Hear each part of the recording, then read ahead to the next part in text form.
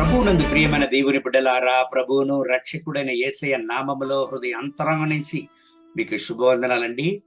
దేవుని బిడ్డలారా, ఈ ఉదయకాల సమయములో ఒక ఆశీర్వదింపబడిన దేవుని వాగ్దానాన్ని చదువుకుని ఈ రోజు కొరకు మనము ప్రార్థన చేద్దాం. 1 యోహాను 4వ అధ్యాయం 9వ వాక్యాన్ని చదువుకుని ఈ రోజు కొరకు మనము ప్రార్థన చేద్దాం.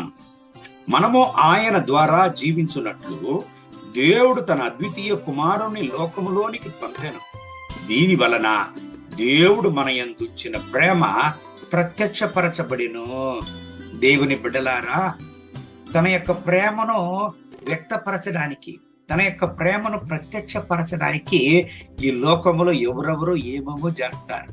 కానీ నిజమైన ప్రేమను ప్రత్యక్షపరిచినది మన ప్రభు అయిన యేసయ్య మాత్రమే, మన దేవుడు మాత్రమే. దేవుని యొక్క త్యాగం, దేవుని యొక్క కల్వారి శిలువ, ప్రభు అయిన యేసయ్య కల్వారి శిలువలో అనుభవించినటువంటి యొక్క త్యాగము, ఆయన చిందిన రక్తము, ఆయన కార్చిన చెమట, దేవుని బిడ్డలారా, ఆయన యొక్క ప్రేమను ప్రత్యక్షపరచుచున్నది. మన యందు దేవుడు ఉంచినటువంటి యొక్క ప్రేమను ఆయన ప్రత్యక్షపరిచాడు. దేని ద్వారా? ప్రభు అయిన యేసయ్యను ఈ లోకములో పంపడం ద్వారా. దేవుని బిడ్డలారా, ఎందుకు ప్రభు అయిన యేసయ్య లోకానికి వచ్చాడు? నీ కొరకు నా కొరకు కల్వరి శిలువలో బలియాగమై మన కొరకై ప్రాణాన్నిచ్చి మనల్ని రక్షించడానికి ఆయన వచ్చాడు. దేవుని బిడ్డలారా, మిమ్మల్ని యేసయ్య ప్రేమిస్తున్నాడు. దేవుడు మిమ్మల్ని ప్రేమిస్తున్నాడు.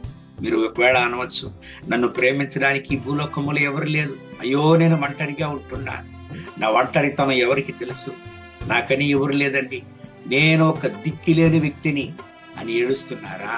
ప్రియమైన దేవుని బిడ్డలారా, ఏడవకండి. యేసయ్య మిమ్మల్ని ప్రేమిస్తున్నాడు. యేసయ్య మీతో కూడా ఉన్నాడు. అందుకే గడిచిన రోజుల్లో ఎన్నో ఆపదలు మీ జీవితంలో వచ్చినా మీకు ఏమి కాకుండా ఈనాటి వరకు మీరు ప్రాణంతో జీవించడానికి కారణం దేవుడు మిమ్మల్ని ప్రేమించి మిమ్మల్ని కాపాడి నడిపి వచ్చాడు. కాబట్టి దేవుని బిడ్డలారా, ఈ భూలోకంలో చాలా మంది అంటారు, అయ్యో నేను నిన్ను ప్రేమిస్తున్నాను, నేను చనిపోయినా నిన్ను ప్రేమిస్తానంటారు. అది అంత అబద్ధం. చనిపోతే ఎవరిని ప్రేమించేదని కాదు. దేవుని బిడ్డలారా, ఆ ప్రభు అయిన యేసయ్య ప్రేమ మాత్రమే నిజమైన ప్రేమ. ఈ లోకపు ప్రేమ ఎటువంటిది? ఆస్తుల్ని చూసి, అంతస్తుల్ని చూసి, అందాన్ని చూసి, చదువుని చూసి, డబ్బుల్ని చూసి ప్రేమించేటువంటి ప్రేమ ఈ లోకపు ప్రేమ. కానీ నీ దగ్గర ఏమి ఉండినా లేకుండినా నిన్ను ప్రేమించేటువంటి నిజమైన ప్రేమ యేసయ్య ప్రేమ. ఆ ప్రేమ నీతో కూడా ఉంటున్నది. ఈ ఉదయకాల సమయంలో ఈ దేవుని వాగ్దానం నిన్ను వెతికి వస్తున్నది. ఆయన నిన్ను ప్రేమిస్తున్నాడు. యేసయ్య నిన్ను ప్రేమిస్తున్నాడు. ఎవరు నిన్ను ప్రేమించినా ప్రేమించకపోయినా ఆయన నిన్ను ప్రేమిస్తున్నాడు. ప్రియమైన దేవుని బిడ్డలారా, ధైర్యాన్ని కోల్పోవద్దు.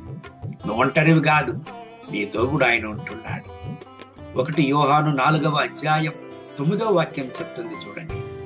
ప్రభు అయిన యేసయ్యను ఈ లోకంలో ఆయన పంపడం ద్వారా ఆయన యొక్క ప్రేమను వ్యక్తపరిచాడు. నీతో కూడా ఆయన ఉంటున్నాడు. నీ కొరకు ఆయన మరణించాడు.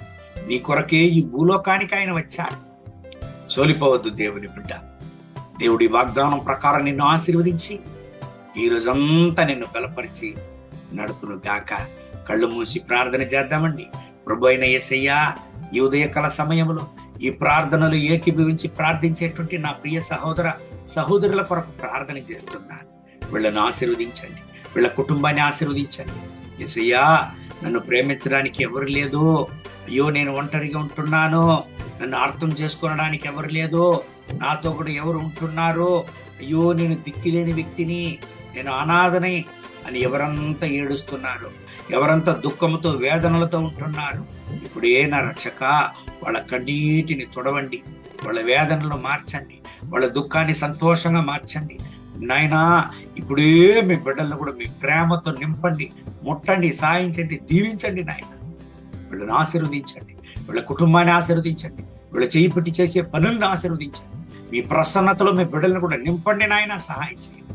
మీ కృపా కనికరం మీ బిడ్డలతో కూడా ఉన్నది. ఈ రోజంతా వీళ్ళని ఆశీర్వదించి నడిపించండి. మహిమ, ఘనత, స్తుతి మీకే. యేసయ్య నామములో వేడుకుంటున్నాము మా ప్రియ పరలోకపు తండ్రి. ఆమేన్. ఆమేన్.